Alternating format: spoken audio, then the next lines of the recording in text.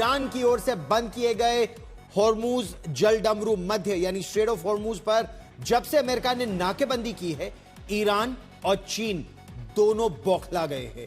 इस बीच अमेरिकी central command ने दावा किया है कि उसने एक भी ईरान के किसी भी बंदरगाह से आ रहे या ईरान के बंदरगाह को जा रहे किसी भी जहाज को हॉर्मूज से गुजरने नहीं दिया है। अमेरिकी सेंट्रल कमांड यानी सेंटकॉम के मुताबिक उसने ईरान के तेल टैंकर समेत 10 जहाजों को ओमान की खाड़ी से वापस भेज दिया है। एक भी जहाज ब्लॉकेड को तोड़कर आगे नहीं निकल पाया है। कल ईरान के झंडे वाला एक जहाज अमेरिकी नाकेबंदी को तोड़ने की कोशिश कर रहा था। वो स्ट्रेट ऑफ हॉर्मूज से तो बाहर निकला, लेकिन अमेरिकी गाइडेड मिसाइल डिस्ट्रॉयर यूएसएस स्प्रूएंस ने उसे कामयाबी से ओमान की खाड़ी में रोका और लौटने पर मजबूर कर दिया। अब हम आपको दिखाते हैं कि कैसे अमेरिका के युद्धपोत ने ईरान के जहाज को ओमान की खाड़ी में चेतावनी दी। चेतावनी की इस क्लिप को अमेरिका के राष्ट्रपति डोनाल्ड ट्रंप ने अपने social media platform truth social के हैंडल से बाकायदा पोस्ट भी किया है। आप सुनिए किस तरह से जहाज हॉर्मूज जलडमरू मध्य को पार करते हुए जैसे ही ओमान की खाड़ी में घुसा तो अमेरिकी युद्धपोत और कम से कम 20 से 25 युद्धपोत और विमान इस समय इस खाड़ी में हैं। उन्होंने कैसे इस जहाज को रोका और वापस भेजा, सुनिए। The U.S. has announced a formal blockade of Iranian ports and coastal areas. This is illegal action. All vessels are advised to immediately return to port if leaving and discontinue transit to Iran if that is your next port of call. Do not attempt to breach the blockade. Vessels will be boarded for interdiction and seizure transiting to or from an Iranian port. Turn around and prepare to be boarded. If you do not comply with this blockade, we will use force. The whole of the United States Navy is ready to force compliance. Now. Turn around और prepare to be boarded. America की चेतावनी साफ थी, या तो वापस लौट जाओ, हॉर्मूज की खाड़ी में लौट जाओ, जिस बंदरगाह से आए हो उसी बंदरगाह पर वापस चले जाओ, या फिर अमेरिका की नौसेना के कमांडो जहाज के ऊपर वो चढ़ेंगे और जहाज को अपने नियंत्रण में ले लेंगे। और इसीलिए वो जहाज लौट गया। अमेरिका का दावा है कि 10 जहाज इस तरह से निकलने की कोशिश कर रहे थे, सभी को लौटा दिया गया। दुनिया की सबसे महत्वपूर्ण लाइफलाइंस में से एक स्ट्रेट ऑफ हॉर्मूज इस वक्त जैसे बारूद के ढेर पर बैठा है।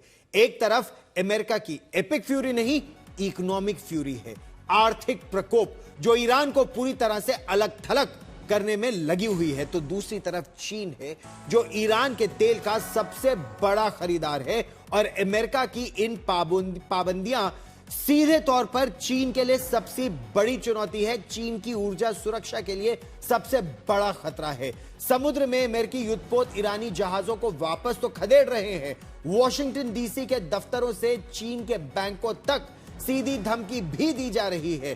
तो क्या यह माना जाए कि 2026 का ये जो ईरान युद्ध है वो दुनिया को अब एक थर्ड वर्ल्ड वॉर की ओर ले जा रहा है, क्योंकि अब चीन के जहाजों को जब वापस भेजा जा रहा है तो अमेरिका और चीन दोनों आमने सामने आ गए हैं। उस पर देखिए हमारी यह खास रिपोर्ट।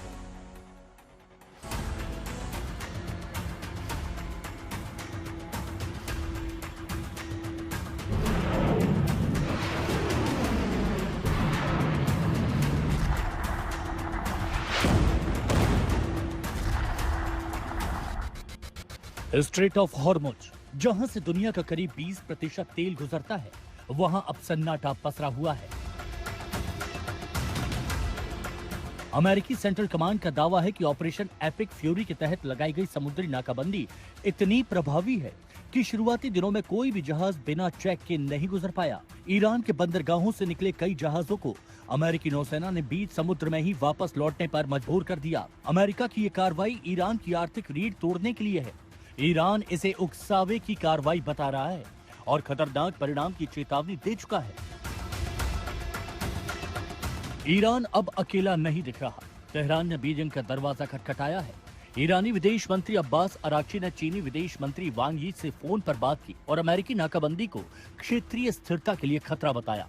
वांग यी ने ईरानी लोगों के धैर्य की तारीफ की और स्ट्रेट ऑफ हॉर्मुज में नौवहन की स्वतंत्रता एवं सुरक्षा पर जोर दिया। चीन के लिए ये सिर्फ कूटनीति नहीं है। चीन ईरान के कुल तेल निर्यात का 80 से 90% खरीदता है। नाकाबंदी सीधे बीजिंग की ऊर्जा सुरक्षा को प्रभावित कर रही है। जंग अब मिसाइलों के साथ साथ डॉलर से भी लड़ी जा रही है। अमेरिकी ट्रेजरी सचिव स्कॉट बेसेंट ने चीन के कुछ बड़े बैंकों को चेतावनी भरी चिट्ठियां भेजी हैं। साफ धमकी है, अगर इन बैंकों के जरिए ईरानी पैसा घूमता पाया गया तो अमेरिका सेकेंडरी सैंक्शंस लगा सकता है।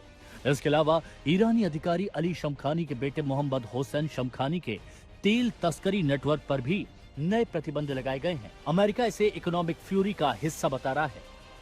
Two Chinese banks received letters from the U.S. Treasury. I'm not going to identify the bank. टकराव अब सैटेलाइट स्तर पर भी पहुंच गया।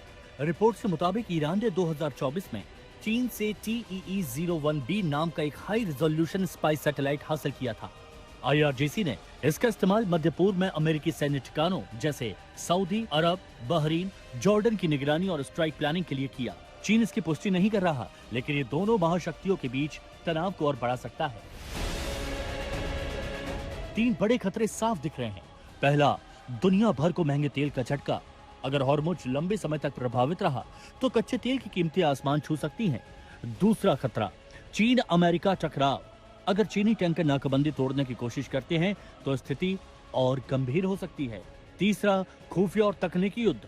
चीन के सैटेलाइट और उसकी तकनीक ईरान की मदद करते हैं तो अमेरिका बुरी तरह भड़क सकता है।